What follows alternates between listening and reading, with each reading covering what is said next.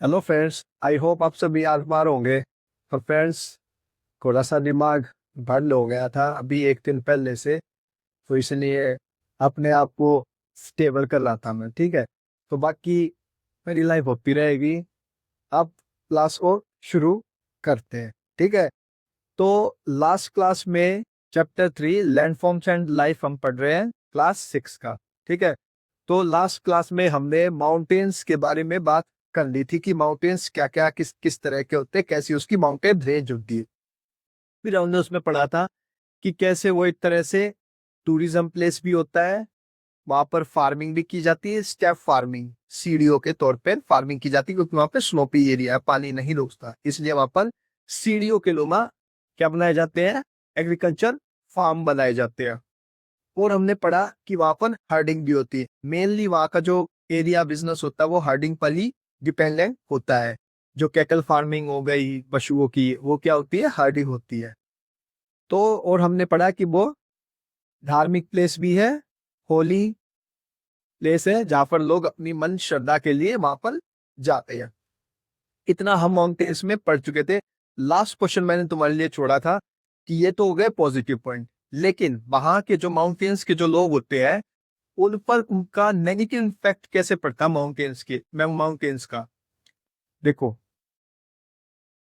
4-5 points है बताए हुए। ठीक है, मैंने तुम्हें कहा था कि तुम खुद करना, तुमने किया, अच्छी बात है, नहीं की अब मेरी सुन लेना। देखो, सबसे पहले फ्लैश फ्लड। क्या होता है? Flash flood. फ्लैश फ्लड, हाँ, सबसे पहले फ्लैश फ्लड। फ्लैश फ्लड होता है जब कहीं पर बहुत ज्यादा मात्रा में माउंटेन्स पर बारिश हो जाती है। जब कहीं पर बहुत ज्यादा मात्रा में एक्सट्रीम अमाउंट में क्या हो जाती है, रेन हो जाती है। और वो रेन क्या करती है, फिर वहां के एरियाज को, जो माउंटेन्स हो गया वहां का रूरल एरिया, अर्बन एरिया, उसको अफेक्ट करती है और वहां पर क्राइसिस लेकर आती है। ये हो गया एक तरह का नेगेटिव इम्पैक्ट। दूसरा क्या होता है? दूसरा है लैंडस्लाइड। सभी को पता है माउंटेन्स के अंदर मिनरल्स है। ठीक है, माउंटेन्स हो गए, आजू बाजू के जो भी उसके पास के एरिया जो लगते हैं उनमें मिनरल्स पाए लगते हैं। तो पहला रीजन तो अर्थक्वेक है, भूकंप आया, ऊपर का जो भी था पत्थर ढीले हो रखे थे उनसे क्या हो गया, लैंड खिसक गई और ऊपर से पत्थर आकर गिर गए। वहां के रोडों पे गिर गए, वहां के बस्तियों पे गिर गए, वहां के बसेस पर गिर गए और वहां के सोसाइटी एरिया में गिर गए। तो वो क्या हो गई, लैंडस्लाइड। दूसरा कारण, जब तुम माइनिंग करोगे, क्या करोगे, माइनिंग ड्रिलिंग करोगे, तो ड्रिलिंग से क्या होगा, कंपन पैदा होगी।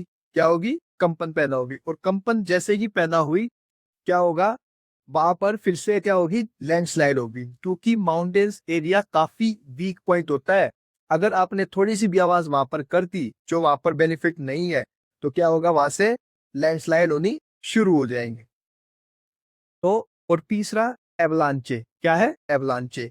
तुमने देखा होगा फिल्मों में कि किस तरह से एक स्मोक की परत पूरी की पूरी नीचे गिर जाती है। क्या होता है, पूरी की पूरी जो स्नो होती है वो क्या होती है, नीचे गिर जाती है। तो वो इसलिए होता है कि जब टेम्परेचर लो हो जाता है, जैसे बर्फ एक माउंटेन पर कवर थी, बर्फ क्या थी, माउंटेन पर कवर थी, टेम्परेचर हाई हो गया या डाउन हो गया, तो क्या होगा, वो सारी भी सारी बर्फ अचानक से फिसल जाएगी। जिस एरिया पे वो थी वो क्या होगी, वहां से वो फिसल जाएगी। और वो फिसली तो क्या होगा, एकदम से स्नो बर्स्ट आएगा। क्या आएगा, स्नो बर्स्ट आएगा। और जो उसके आसपास जो भी हो रहा है उसको भी क्या करके ले जाएगा, साथ के साथ वहां के ले जाएगा। चौथा पॉइंट हो गया क्लाउड बस्ट।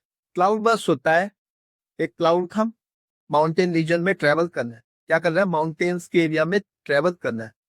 अब होता है क्या, उस क्लाउड के साथ वो फट जाता है, गया, फट गया। तो जितना भी उसके अंदर का पानी था, जितना भी उसके अंदर पानी था, वो सारा का सारा क्या हुआ, नीचे गिरा, एकदम से गिरा। तो वहां के लोगों को उम्मीद, या वहां पर जितना दायरा सेट होता पानी का उससे ज्यादा वो गिर गया। तो उससे क्या हो गया, वहां से भी माउंटेन का रीजन अफेक्ट हो गया। तो मैंने तुम्हें 4 बातें बताई, फ्लैश फ्लड बता दिया, लैंडस्लाइड बता दी, एवलांचे बता दिए, और क्या बता दिया, क्या बताया एक और मैंने, एवलांचे के साथ साथ और क्या बताया मैंने तुम्हें, एक सेकंड, क्लाउड बस्ट। क्या बताया, क्लाउड बस्ट, तो यही होते हैं जो माउंटेन रीजन को अफेक्ट करते हैं।